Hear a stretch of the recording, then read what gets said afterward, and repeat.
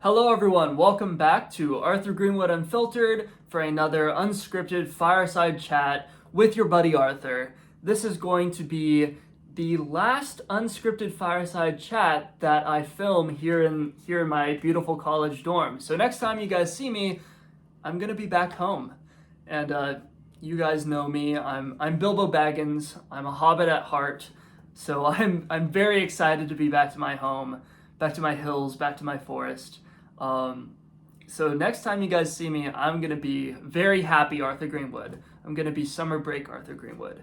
But for now, we need to talk about democracy. This is the third and final episode about Democracy, the God That Failed by Hans Hermann Hoppe. Again, if you didn't watch the last episodes, he's a libertarian who's defending monarchy and says that monarchy was better than democracy. Okay, that's all the review we're gonna do. We're just gonna hop right in. The argument for the natural aristocracy is basically that hereditary, old money families are going to produce more virtue than elected politicians are. It's kind of the natural aristocracy versus oligarchy thing that we've talked about a lot on this channel. And you guys know I'm a big fan of the middle class, but I do think there's a lot of merit to that kind of aristocratic, old money, elitist kind of culture. Again, I have to make this disclaimer every time. I'm neither an anarcho-capitalist nor a monarchist. I'm not some sort of crazy authoritarian or crazy libertarian. My views are actually quite moderate. I'm gonna get some water.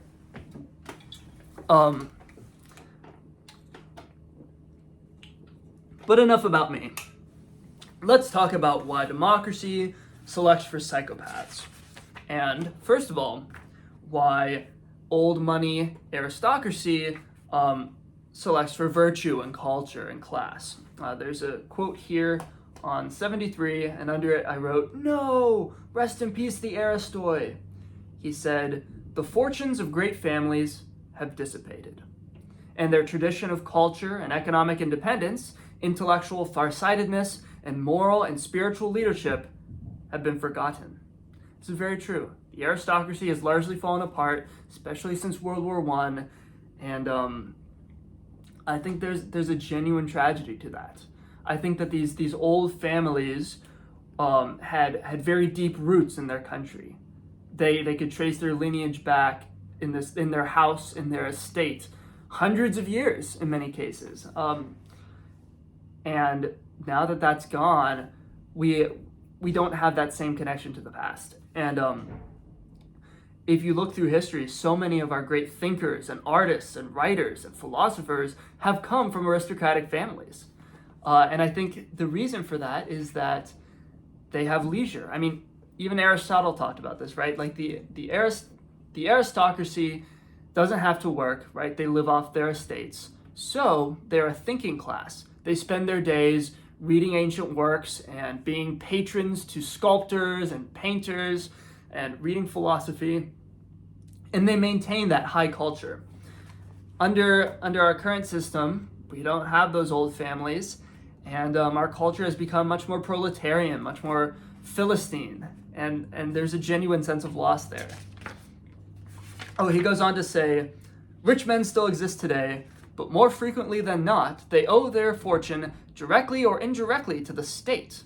Hence, they are often more dependent on the state's continued favors than people of far lesser wealth." So, the new money people nowadays, often they aren't even like self-made entrepreneurs. They're self-made in that they lobbied the government and lobby politicians in order to get their businesses special favors and privileges.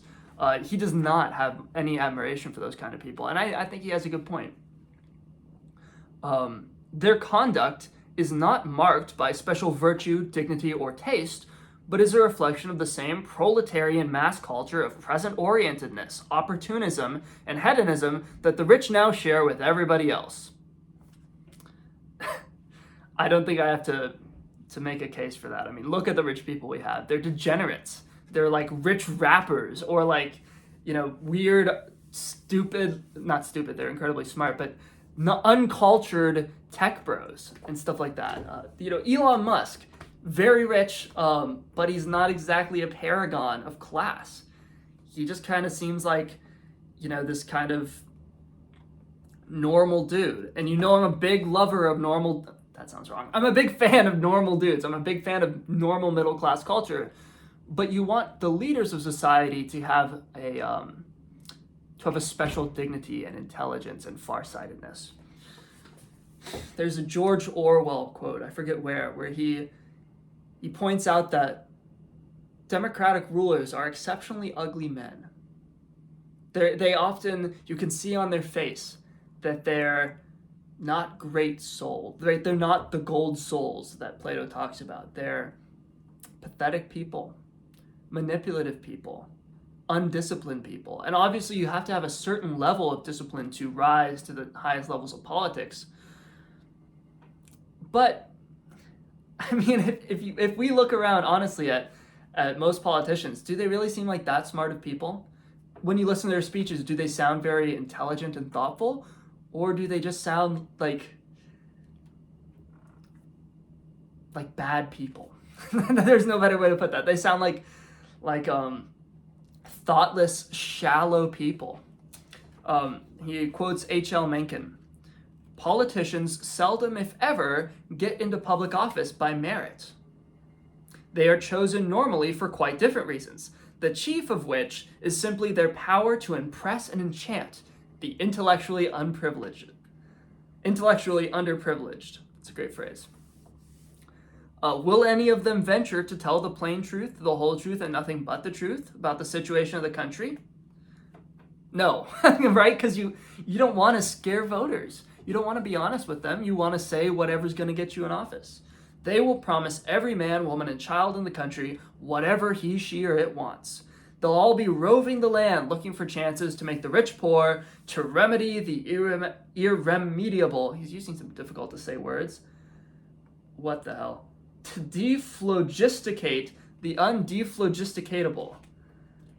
They will all be curing warts by saying words over them and paying off the national debt with money that no one will have to earn. We'll just make up money. It's fine. We'll just write down on the spreadsheet that $1 million exists, and boom, it exists. Presto changeo. Oh, this is amazing. He's talking about how, by and large, the founding fathers had a very aristocratic mindset.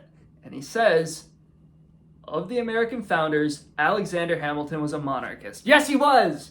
Total Arthur Greenwood vindication. When I read that, I was like, someone else thinks this? It's not just me and Eric Nelson?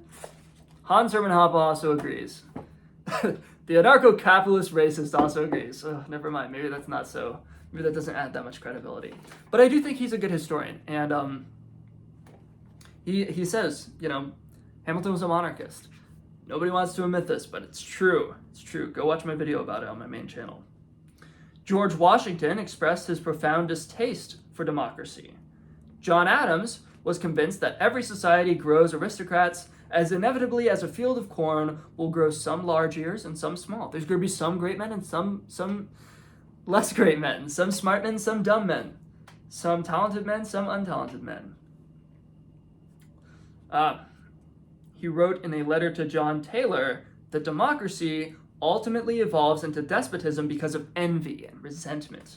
Quote, democracy will envy all, contend with all, endeavor to pull down all, and when by chance it happens to get the upper hand for a short time, it will be revengeful, bloody, and cruel. Think about the crabs in the bucket, right? One of them is almost to escape, the others pull it back down. That's democracy, right? Because nobody wants to see someone else do better than them. We're all envious creatures. We're all bad. We all suck. We all want to see other people fail because people succeeding when we're not makes us feel bad about ourselves. We want to pull them down. We want to make them lesser so that we can feel better about our own insecurities and failures. And democracy gives the masses, the poor masses, the untalented, unintelligent masses, the ability to do that, the ability to sabotage the people who actually have talent and intelligence. Oh, and this is a legendary quote. John Randolph of Roanoke. I am an aristocrat. I love liberty. I hate equality. So base. That's my America. It's legendary. Okay, enough about aristocracy. Let's talk about microstates. During the second half of the 17th century, Germany consisted of some 234 countries, 51 free cities, and 1,500 independent knightly manors. All of those were sovereign or almost sovereign countries. That's crazy. Germany alone consisted of literally, 1,800 countries. And now it's one. This has happened all over the world. And the nationalists want to tell you that this is a good thing, right? We're centralizing, we're unifying, right? National unity, yeah. It's not unity. It's not unity. It's terrible. There's the myth that the Middle Ages were this time of stagnation. On the contrary, the Middle Ages saw a huge, unprecedented growth in culture and the economy and class and technology and writing and literature. And Hoppe actually says that one of the reasons for that is that Europe was not united, that it was, made up of thousands of tiny little countries. He says, "It is not by accident that capitalism first flourished under conditions of extreme political decentralization, particularly in the northern Italian city-states, in southern Germany, and in the secessionist Low Countries in Netherlands." Basically, when you have all these tiny countries, they have to compete with each other, right? America doesn't really have to compete with Canada because we're both so big that we're not going to lose population to each other at a very high rate. But if you're a tiny country consisting of one city, you have to constantly be trying to improve yourself so that your population doesn't leave and go live in your neighboring cities. And because of that, tiny countries are going to, work very hard to maintain a high standard of living, to keep taxes low, to keep regulations very reasonable, to uphold order and rule of law and culture. And sure enough, that's what happened all throughout the Middle Ages. He says that smallness contributes to moderation. A small government has many close competitors, and if it taxes and regulates its own subjects visibly more than its competitors, they're going to leave. Your people are going to leave and go to another city. Because it's easy. You can just go, a mile away, and boom, you're under a new king. And hopefully this one's better. And if not, you can move on from him too. A single household or a village as an independent territory will be much less exploitative. Could a father do to his son or a mayor to his village what the government of the Soviet Union did to its subjects? Deny them the right to private capital ownership? Obviously not. Everyone would just leave. I think he's absolutely right. And to be clear, this is not a democratic way of thinking, right? It's not that people are voting with their feet. Because there's some people you don't want to keep, right? And there's some people you really want to keep. So it's actually a very aristocratic style of government where the people that you're trying to retain are the most capable and talented. So you're not incentivized to give out welfare. On the contrary, you're incentivized to not have a welfare state at all, because the people you want to keep more than anyone else are the businessmen, the entrepreneurs, the intelligent, capable, energetic young men of the world. Or women. Let's see, he has a few other legendary quotes, but the point of this chapter is that the way to create a more prosperous, decentralized, happy, flourishing, cultured, aristocratic world is to secede.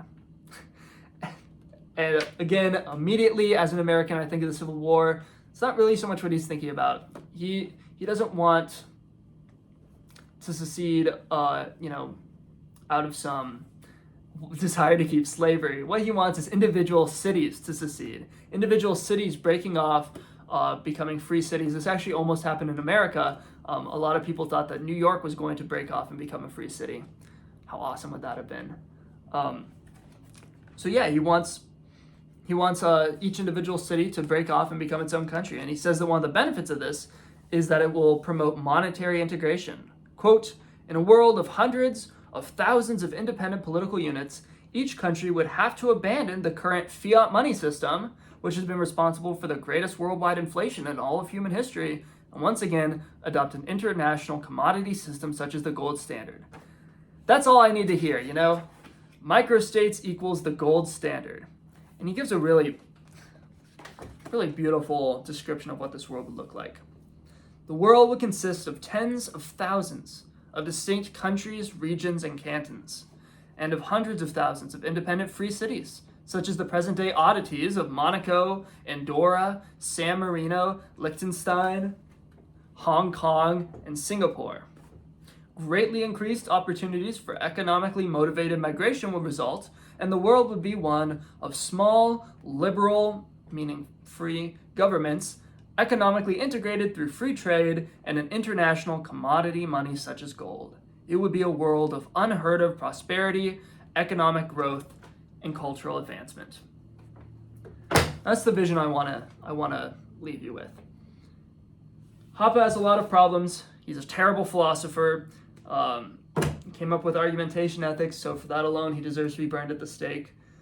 He's an anarcho-capitalist. He has some weird views on race. But that right there, that idea of a million tiny Liechtensteins, that idea of the prosperous, free, wealthy world with no empires, just, your own local city governments, that's a really beautiful world, and that's the world that I want to see. Because empires are bad. We don't want large countries. We want local countries where the rulers genuinely know their communities and care about their communities, where the place they're ruling is not this vast swath of territory and they're sitting in an office in DC, but rather they're ruling the city where they grew up and where their kids will grow up and their grandkids. And that's a really beautiful world. Again, next time I see you, I'll be back home. Thank you guys for watching. Love you all. See you next time.